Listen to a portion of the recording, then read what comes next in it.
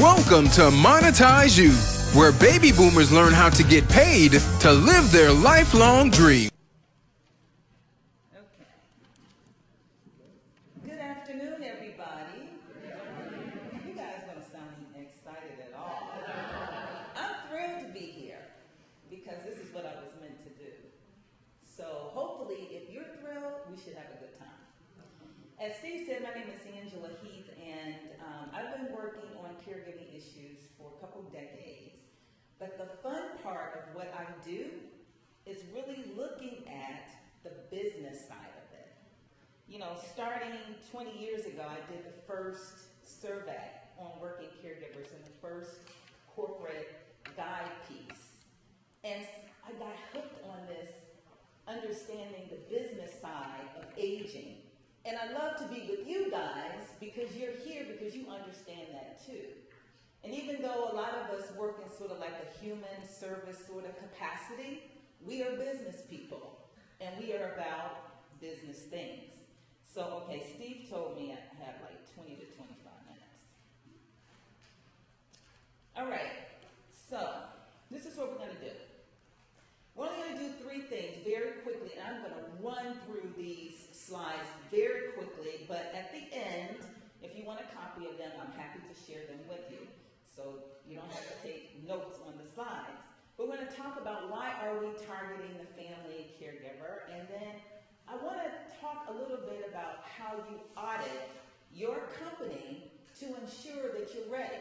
So if you're doing all of this targeting, but your company doesn't have certain things in place, so that when the caregiver comes, there's an engagement, there's a relationship, there's a funnel that they follow, so that eventually they will lead you to more business. And then we're going to do a discussion around promising practices.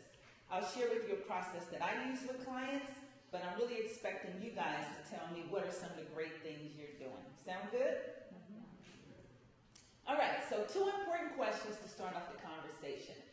Can I get just 2 or 3 brave souls to tell me what are you doing specifically to target family caregivers, and how do you find them?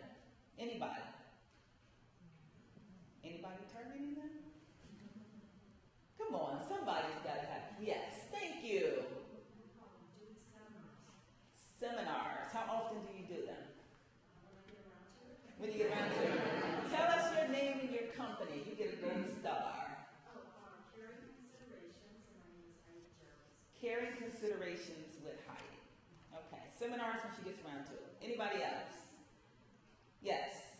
My name is Heath. I'm a physical therapist, and I've provided for homestead, right at home, caregiving and services to relate physical therapy with caregivers so that they understand their role in the home, and maybe family caregivers or hired caregivers, of how they can keep people functional moving in the home, and kind of to demystify that if they just don't have to get someone up in the morning and sit them in front of the television.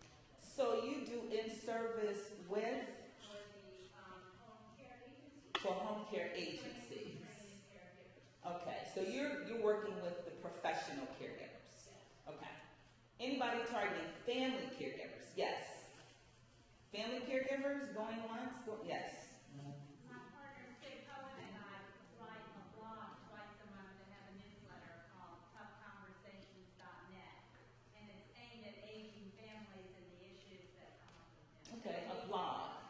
What's the name of your company? Toughconversations.net. Toughconversations.net. That's the name of the blog. Okay, I'll check you out. All right, so how many with show of hands are actually targeting family caregivers for business purposes?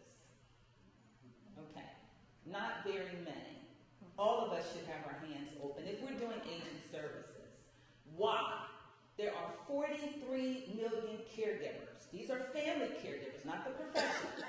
That's a huge marketplace. And the interesting thing about it is that usually when people think about family caregivers, what do they think of? Adult daughters, right? But we know that, you know, a third of them are the boomers. Most of them are daughters. We know that guys are starting to really get more engaged in family caregiving. But 25% are millennials.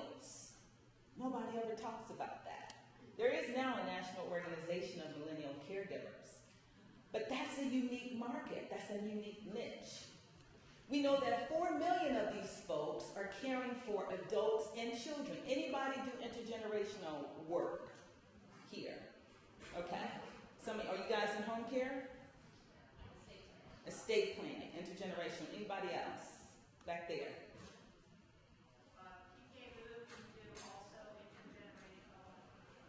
Okay. Obstacle courses, intergenerational. So this is why. Because there's a market. And this is the other reason why. I like to refer to this as the financial indicators.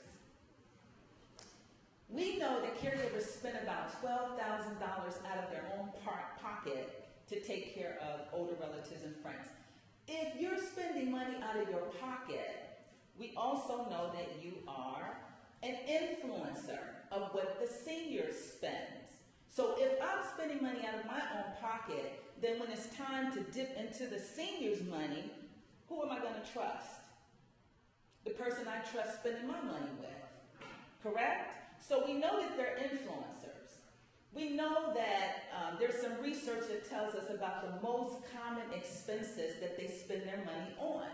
So it's housing, it's caregiver services, services for the care receiver, and then medical care and supplies.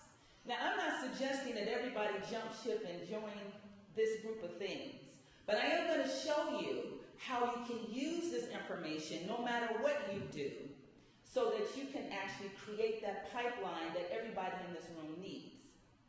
We also know that what they spend the most money on, we know that they're spending on household goods and food and meals and transportation. Now, these don't even seem like caregiving expenses, but caregiving is a stage of life. This is what people do every day. And people spend money on everyday things. Again, you don't have to start selling household goods and food, but I'm going to show you how you can maximize that reality. And this comes from a study, it's a 2007 study by Evercare. You can look it up. I don't think there's another one that came out yet, so this is the latest information that we have. Okay, let me tell you the real story why it's important. That's my handsome dad. Isn't he cute? 88 years old. True story. A few years ago, he was in the hospital. And the doctor, instead of the social worker, was talking to him about advanced directives. What do you want to happen if you're no longer able to speak for yourself? My dad said, I want to live.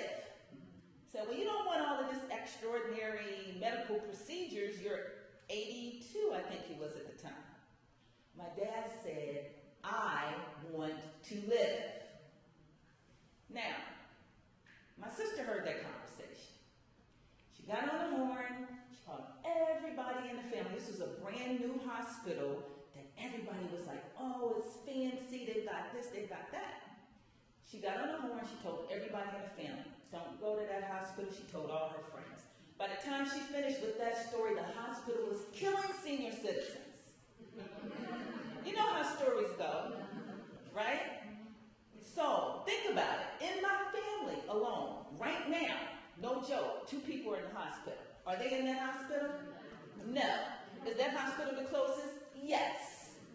One just had back surgery and another is dealing with a cancer issue. Cancer. What, about $300,000 to $500,000?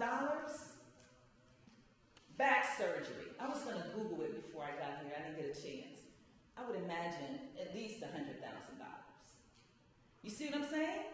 Because that hospital had not worked with their people around how do you serve the family caregiver. And that insensitive doctor, and I told them this, cost them tons of money. And if he did it to my dad, what else is he saying to seniors and to the family caregivers? That's why you've got to make sure your company is focusing on caregivers.